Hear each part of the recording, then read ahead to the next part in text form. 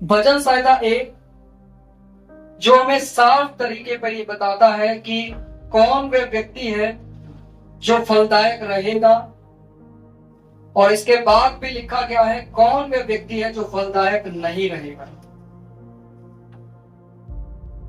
वह व्यक्ति जो परमेश्वर के साथ समय बिताता है, वह व्यक्ति जो परमेश्वर के साथ है, उसके पीछे चल रहा है, उसकी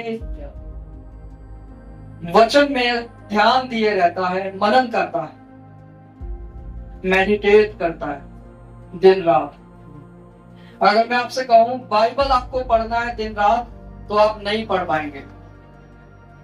पर अगर मैं आपसे कहूं इस वचन को आपको दिन रात मनन करना है, मेडिटेट करना है, तो आप इसको कर सकते हैं। हालेलुया। बाइबल पूरी तरीके से साफ हमें बताती है यह व्यक्ति हमेशा फलदायक रहेगा जो परमेश्वर के वचन पर दिन रात ध्यान दिए रहता है। हालेलुया। और जो कोई भी परमेश्वर के वचन पर ध्यान दिए रहता है, उसका मन जो है उसके कंट्रोल में रहता है। हालेलुया। वचन कहता है जीवन का मूल स्रोत जो है वह आपका मन है। सही। वचन ये भी कहता है कि सबसे ज्यादा धोखा देने वाला आपका मन है, पर साथ ही साथ ये भी कहता है जीवन का मूल स्रोत आपका मन है। अगर आप इस मन में वह चीजें भरेंगे जिनसे आपको जीवन नहीं मिलता, तो आप धीरे धीरे करके उस पेड़ की तरह बनेंगे जिस पेड़ के बारे में यीशु मसीह ने कहा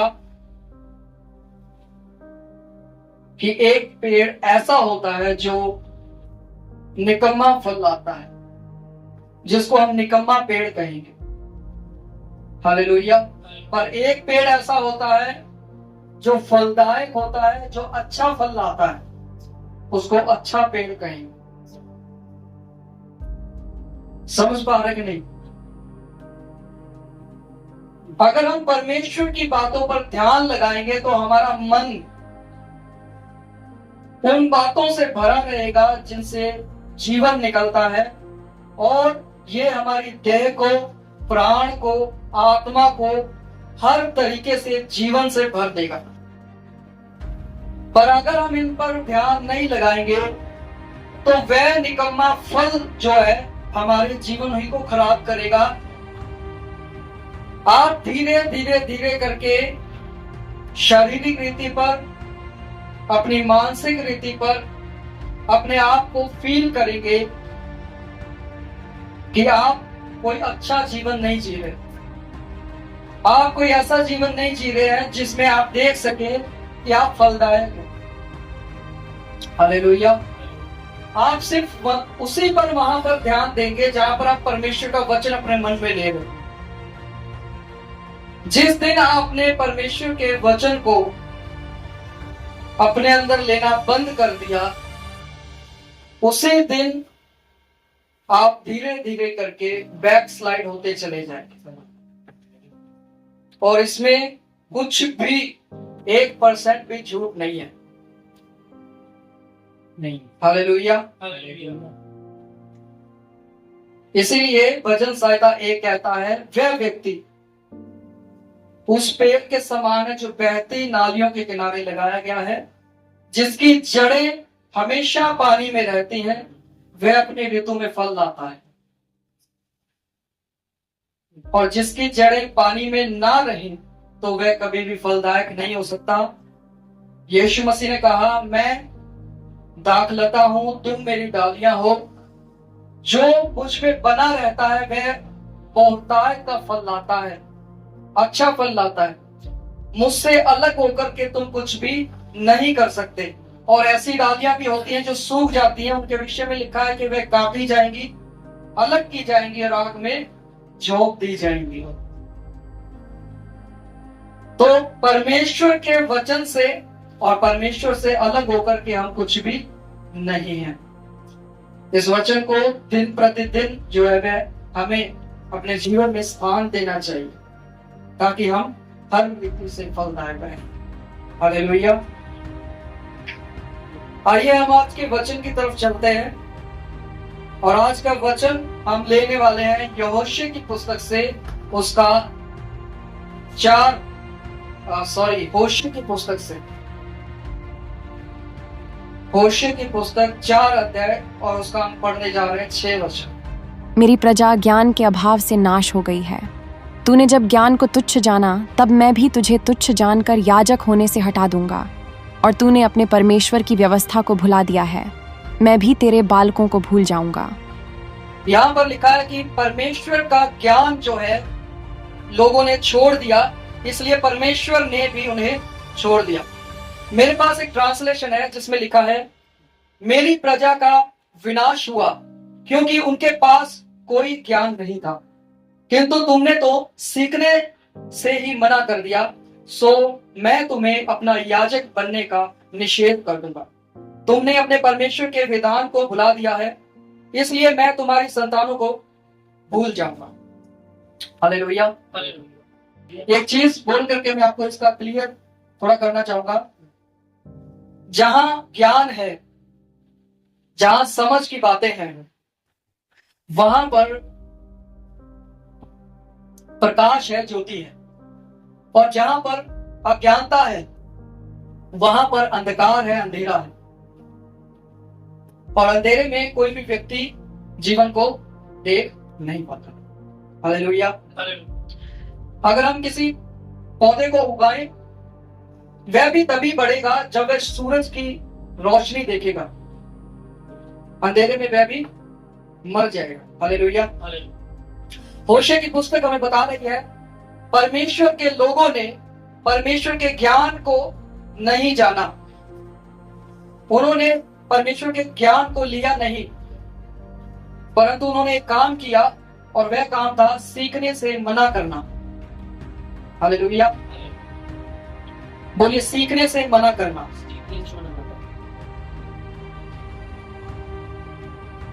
पुराने समय में जब हम बाइबल को पढ़ते हैं, बाइबल के लोग यानी कि इस्राएली लोग, यहूदी लोग मंदिर भी जाया करते थे, आराधना भी करते थे, बलिदान भी चढ़ाते थे। हालेलुया। अपने रीति रिवाजों को भी किया करते थे। ऐसी चीजें जो व्यवस्था में लिखी है उसको पूरा करने की पूरी कोशिश किया करते थे। लेकिन परमेश्वर फिर भी होशे की पुस्तक में क्या कहता है? मेरी प्रजा नाश हो गई। परमेश्वर कहता है उसकी प्रजा नाश हो गई। उसके लोग दान दे रहे हैं, उसके लोग आराधना कर रहे हैं, उसके लोग मंदिर में जा रहे हैं, बलिदान चढ़ा रहे हैं, उसके लोग परमेश्वर से डर भी रहे हैं, सब कुछ कर रहे हैं, पर सिर्फ एक चीज के कारण परमेश्वर कहता है कि उसकी प्रजा नाश हो गई, और वह था ज्ञान ना होना, सीखने से मना करना, परमेश्वर के वचन से अपने आप को दूर करना। हालेलुया। अगर हम आज के विषय में देखें तो भी ये सेम चीज हम देख पाते हैं।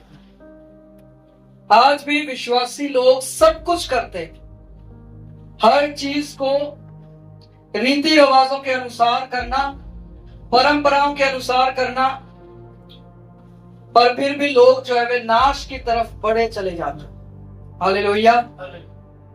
लोगों को पता है एक स्वर्ग है, एक नरक है, पर फिर भी लोग जो है वे नरक की तरफ बढ़े चले जा रहे हैं। हर एक व्यक्ति अच्छी आराधना कर रहा है, अच्छे गीत गाने के लिए अच्छी प्रैक्टिस कर रहा है, अपने आप को दिखाने के लिए सब कुछ कर रहा है कि वह परमेश्वर में अच्छा है, अच्छे रीति रिवाज निभा रहा है, दान दशमांश भी दे रहा है, सब चीजें, उपवास भी हो रहे हैं, पर एक चीज जो उनके जीवन में नहीं है वह है वचन की कमी या ज्ञान की कमी होना। हालेलुया। अब मैं आपको बताना चाहता हूं ज्ञान का अर्थ क्या है। ज्ञान का अर्थ समझने के लिए हम पढ़ेंगे नीति वचन, उसका 1 अध्याय, उसका 7 वचन। यहोवा का भय मानना ज्ञान का आरंभ है। मूर्ख लोग बुद्धि और अनुशासन को तुच्छ जानते हैं। यहां पर लिखा है यहोवा का भय मानना ज्ञान का आदि है। आदि मतलब शुरुआत। अगर हम परमेश्वर का भय मानेंगे, उसका डर मानेंगे, हर चीज में, हर बात में उसको, परमेश्वर को आगे रखेंगे, उसका डर मानते हुए, तो वचन कहता है जब एक व्यक्ति परमेश्वर का भय मानना शुरू करता है, वहीं से ज्ञान का आरंभ होता है, वहीं से ज्ञान की शुरुआत होती है। हालेलुया। बहुत से लोग आपको मिल जाएंगे ये बोलते हुए हमने बहुत सा ज्ञान हासिल कर लिया है, हमें बहुत सा ज्ञान है, हम 70 साल के हो गए, 100 साल के हो गए हैं, हमें सब बातों का ज्ञान है। पर मैं आपको बता दूं, जो यहोवा परमेश्वर को नहीं जानते हैं उनके पास ज्ञान नहीं है। हालेलुया। जो यहोवा परमेश्वर का भय नहीं मानते हैं उनके अंदर ज्ञान अभी उत्पन्न ही नहीं हुआ है, अभी शुरुआत ही नहीं हुई है। यानी वे किस ज्ञान की बात कर रहे हैं? बोलिए, शारीरिक, शैतानी और सांसारिक। हालेलुया। ऐसे लोग इस तरीके के ज्ञान की बात कर रहे हैं जो शारीरिक है, शैतानी है और सांसारिक है। वचन कह रहा है यहोवा का भय मानना ज्ञान का आदि है, आरंभ है। किंतु मूर्ख जन जो है, मूर्ख जन बुद्धि और अनुशासन को तुच्छ मानते हैं। हालेलुया। मूर्ख जन जो है, एक बेवकूफ व्यक्ति जो है, वह बुद्धि को, समझ की बातों को और अनुशासन को यानी डिसिप्लिन को तुच्छ जानते हैं। हमें डिसिप्लिन से क्या लेना देना? हमारा वही डिसिप्लिन है जो हमारा मन करेगा। पर शुरुआत में मैंने आपको बताया मन ही है जो जीवन का, हालेलुया, जीवन का स्रोत है। तो अगर हम अपने मन को अनुशासित कर ले, अगर हम इसमें वह बातें भर ले जो परमेश्वर चाहता है, तो इससे क्या उमड़ेगा? बोलिए, जीवन। यीशु मसीह ने कहा तुम्हारे हृदय से जीवन जल की नदियां बह निकलेंगी।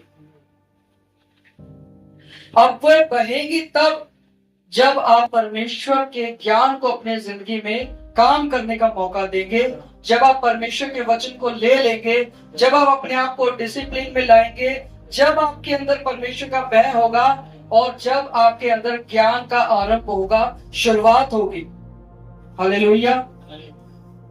बहुत सारे लोग जो है रीति रिवाज करते हैं, चर्च जाते हैं हर संडे। संडे को छोड़िए, आप दूसरे दिन भी अगर आप देखेंगे, सोमवार, मंगलवार, बहुत से दिन हैं, उन दिनों में जब आप देखेंगे लोग चर्चों में भागे चले जाते हैं, वहां पे खाना पीना भी खाते हैं, सब कुछ करते हैं, पर उनको ये नहीं पता कि वे नरक की तरफ बढ़ रहे हैं। हालेलुया। सिर्फ चर्च चले जाना एक व्यक्ति को स्वर्ग नहीं ले जाएगा। सिर्फ आराधना करना, अच्छे गीत गाना एक व्यक्ति को स्वर्ग नहीं ले जाएगा। सिर्फ रीति रिवाज पूरे कर देना, दान दशमांश दे देना एक व्यक्ति को परमेश्वर के चरणों में लेके नहीं जाएगा। पर वचन कहता है कि उसकी प्रजा सिर्फ इसलिए नाश हो गई क्योंकि उनके पास ज्ञान नहीं था, उन्होंने सीखने से ही मना कर दिया। बोलते हैं हमारे पास बहुत ज्ञान है, हमें सब बातें मालूम है। हालेलुया। देखिए, मैं आपको कहूंगा कि आप ऐसे व्यक्ति हो सकते हैं जिसको बहुत कुछ पता हो, हालेलुया। आप ऐसे व्यक्ति हो सकते हैं जिसको बहुत कुछ पता हो, पर आप ऐसे व्यक्ति नहीं हो सकते जिसको सब कुछ पता हो। और आज इसी चीज को हम देखते हैं। हालेलुया। हम किस चीज को देखते हैं कि लोग इस चीज का इनकार करते हैं कि उनको क्या,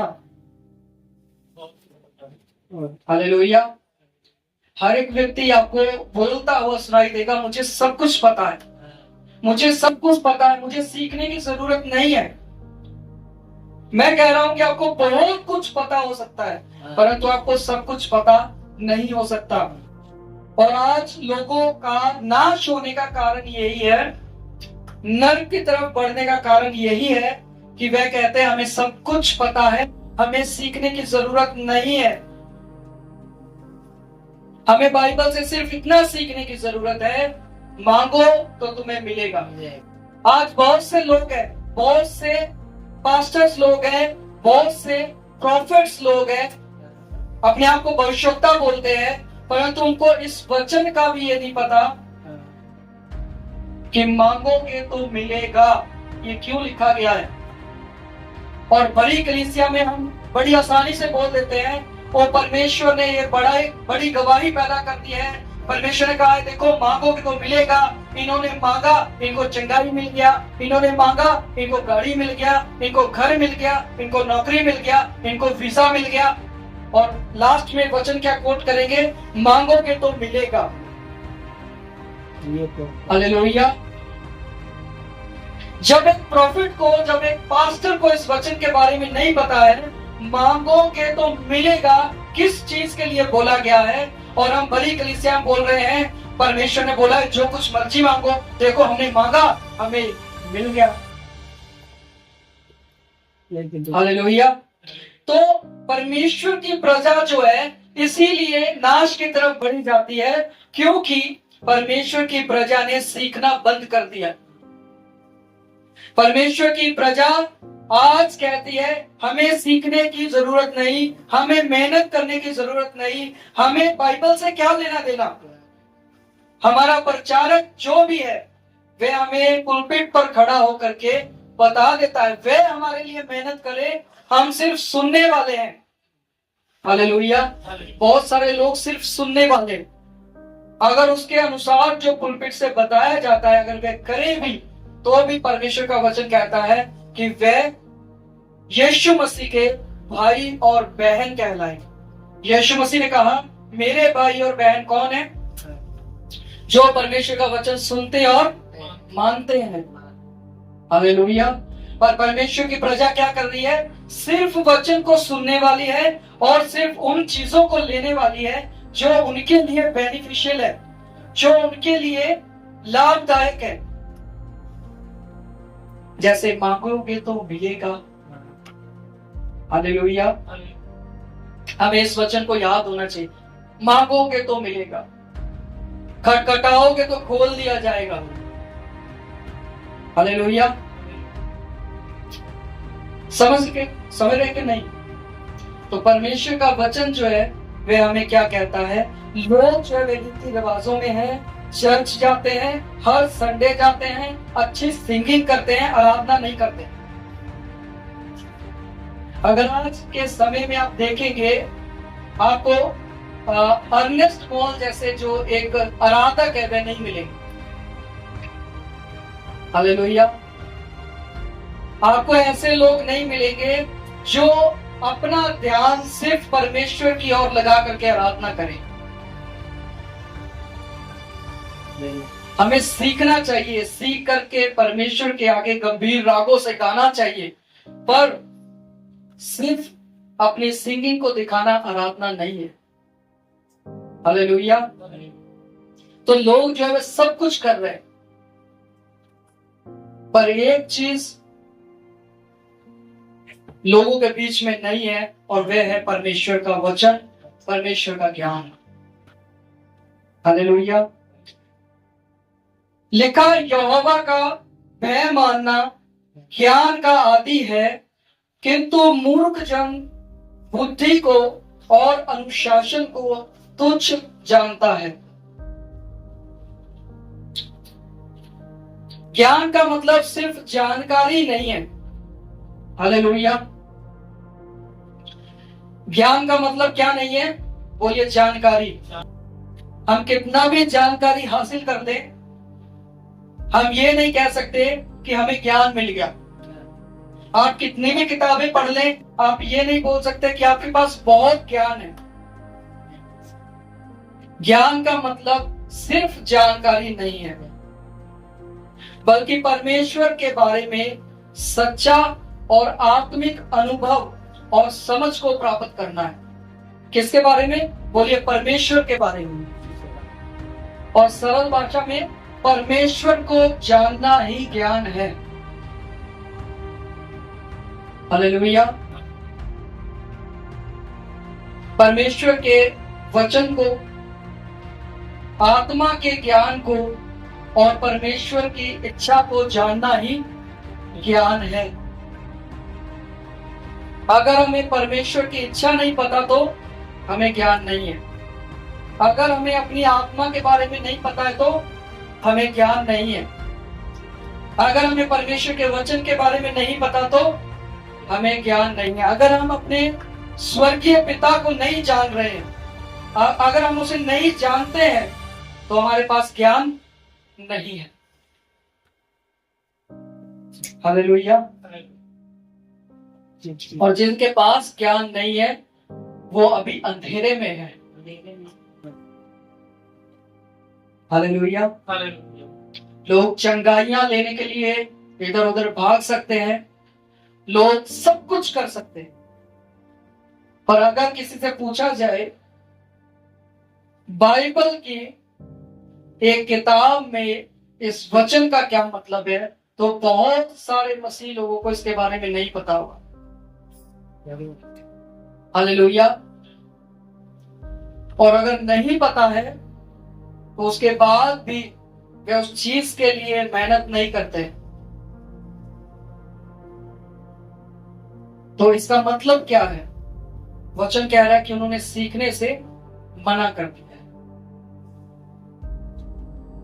अब वचन कहता है कि अगर तुमने मेरे ज्ञान को तुच्छ जाना है तो मैं भी तुम्हें तुच्छ जानूंगा। हालेलुया।